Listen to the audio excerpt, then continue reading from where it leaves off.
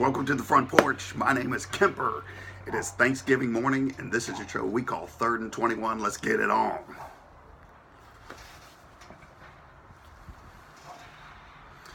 Welcome to 3rd and 21. This is a show where we talk about college football and we try to have a little fun. We talk about college football and we try to have a little fun. I've got a smile on my face from ear to ear for 3 reasons. 1, it is Thanksgiving morning, and I love Thanksgiving. 2, it is Rivalry weekend, and I love Rivalry weekend.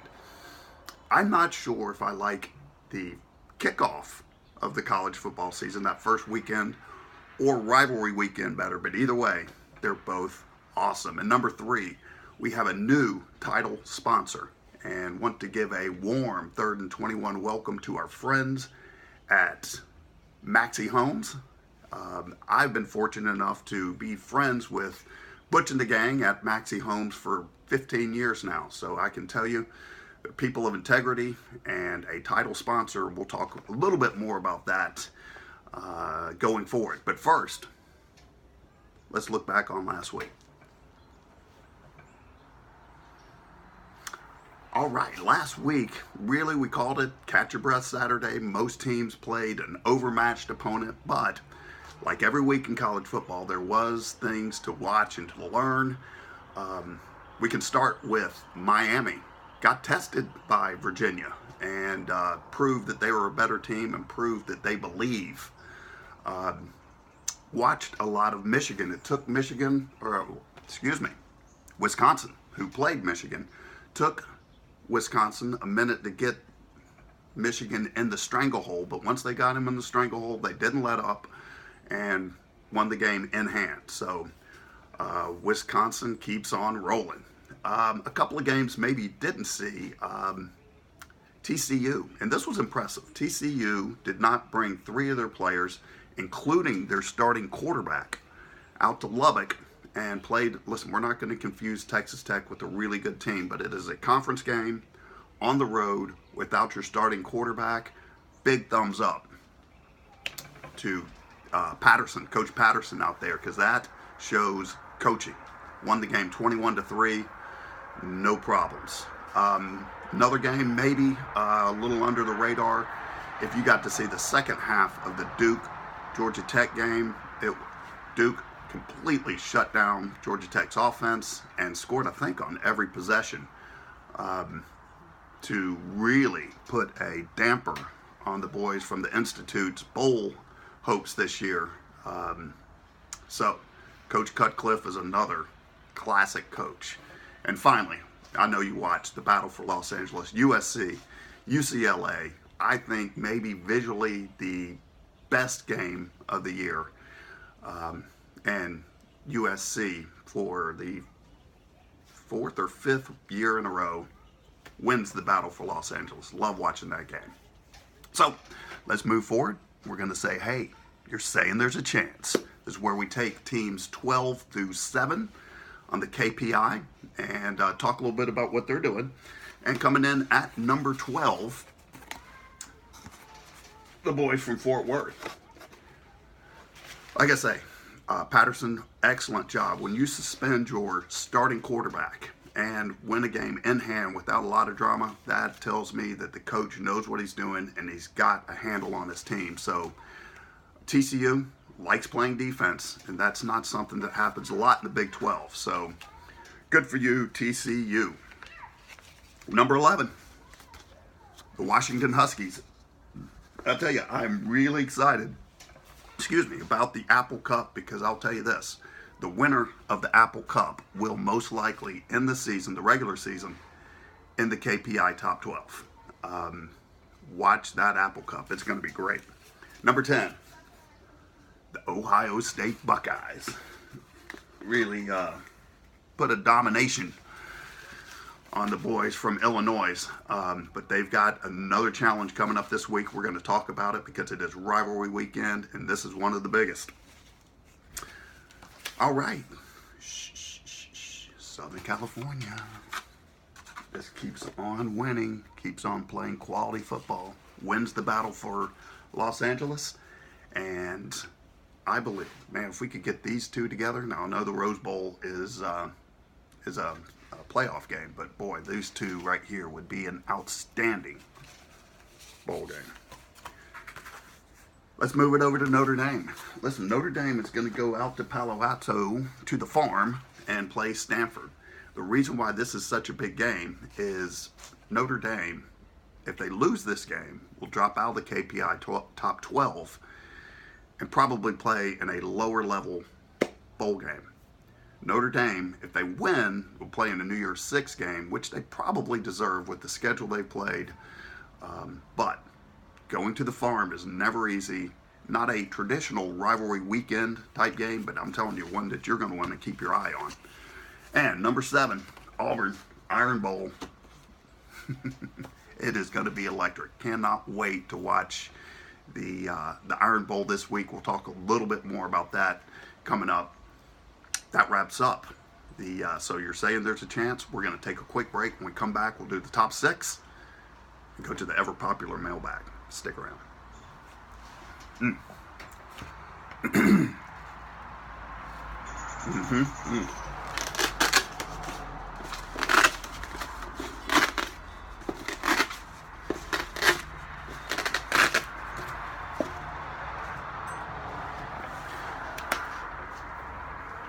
Count me in. Welcome back to 3rd and 21. This is a show where we talk about college football and we try to have a little bit of fun. Talk about college football and try to have a little bit of fun.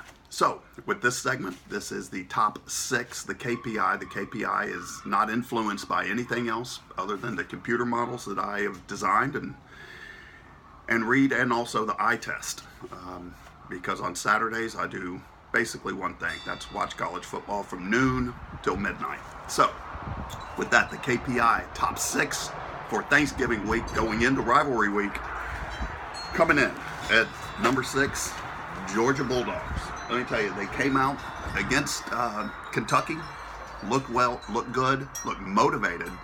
I think that's a testament to the coach not letting the week before beat down against Auburn affect them the next week. Let it go, come out, play strong against Kentucky, which was a playoff game. That's why you got 4 teams in there. Every week's a playoff game. Got clean old-fashioned hate coming up this weekend. We'll talk more about that in a minute. Coming in at number 5, first out. Again, a team that just keeps on winning. You know, I watched them against Michigan. They got them in the stranglehold. They didn't let up. Won the game in hand. I am not going to bag on a team that wins all their games. Was a little concerned about the athletes to see if Wisconsin could hang with the top 4. But there's still football to be played. Coming in at number 4, the U. I tell you, a lot of people have asked me, why are they number 4, man? Listen, you got to win more than 2 home games. They beat Virginia Tech, who's a good team. They're fading down the stretch and just slaughtered Notre Dame. But remember, they struggled against a beat-up North Carolina team. Though the record's out, I understand rivalry. The KPI does factor in rivalry games. Miami against Florida State, just won on the last second. They're believing now, and momentum is a hard thing to start and a hard thing to stop. And Miami has momentum now. Hold serve against Pittsburgh this weekend, get into the ACC game, and we'll see where it goes from there. But they've got momentum for sure. Number 3, Oklahoma. Wow, did you see Baker Mayfield? I mean, we'll talk more about Baker Mayfield coming up, but Oklahoma keeps on winning. They've got a gutty team. Questionable on the defense. There's some things on defense I don't like, but if you got Baker Mayfield, you got a chance. Coming in number 2, listen, there is a seriously bitter rival coming up for the Clemson Tigers. South Carolina Gamecocks, a bitter rivalry with them. So we'll see more about them and the guys who have led coast to coast so far this year. Alabama Crimson Tide took care of Mercer. Actually had some mercy on Mercer. So that is your top 6. We're going to go to the mailbag. All right, mailbag is brought to us by our friends at ontheroadagain.cars.com. Ontheroadagain.cars.com. You looking for a quality used car, 10,000 and under? 10,000 and under? Call Brandon. Ontheroadagain.cars.com. I guarantee you one thing: Brandon's going to treat you with respect and give you a good deal on a car that's going to cost you 10 grand or less. So let's go to the mailbag. First up is Greg K. from Dayton, Ohio. Greg K. from Dayton, Ohio asks, Kemper, which do you see is the biggest rivalry? Which do you see is the biggest rivalry? You know, Greg, I remember when I was a kid, I watched the Georgia Tech game at my grandparents' house. And then the guy came on afterwards, was going through the scores, and it was, Arizona State, Kansas State, wherever you want to go, Oregon State. And I thought at that point, the biggest rivalry is the one that you're into. How can you tell somebody in Oregon State, that's their big rivalry, that another rivalry is bigger? I don't get it. I say the rivalry you're into is the biggest rival out there. Now, all that said, I will say this: Army-Navy is unlike any other. I mean, every ship at sea has that game on. Every outpost in a foreign land has that game on. So Army-Navy's probably number one, but it's whoever you're into. Next question. Keith P. in Tuscaloosa says, Roll Tide. How do you see the Iron Bowl playing out this year? It is going to be electric. It is going to be a game to watch. Keith, I've got Alabama at number one. They have been all the way through. But I'm not picking it. We're going to have a new segment brought to us by our friends at Maxi Homes, where it's called Put Your Money Where Your Mouth Is. This game will not be listed in there. But if I was forced to choose, I would take Auburn at home with the points against a beat up Alabama team. So, but let me tell you, it's the Iron Bowl. You've watched it before. Anything can happen. Next question. Kurt H. in Enid, Oklahoma. What did you think of Baker Mayfield this weekend? Whew. Baker Mayfield. It's like you got good Baker Mayfield and bad Baker Mayfield. Good Baker Mayfield, bad Baker Mayfield. It's like the bad Baker Mayfield motivates the good, and the good maybe motivates the bad. But here's a question. I'll look for your feedback on this. Everybody, hashtag unsportsmanlike conduct. Is it, let me back up. I'm not a guy who forces people to do something. I'm sick to death of people apologizing for things that they're not sorry for. But the spirit of the law of unsportsmanlike conduct, is it an unsportsmanlike conduct not to shake hands before the game? Is that unsportsmanlike conduct? Could you throw a flag before the game? It's happened with fights. That's unsportsmanlike conduct. Is not shaking hands unsportsmanlike conduct? Just a question for you. Hashtag, is it unsportsmanlike not to shake hands before the game? I'd like to hear your thoughts on this. So, we're going to wrap up the mailbag, put it up till next week, take a quick break, and come back and talk a little bit about rivalry weekend. Don't go anywhere. Stick around. Bad Baker Mayfield. That's hard to say. You try it. Okay, we're leaving this up. Rivalry weekend. Put your money where your mouth is.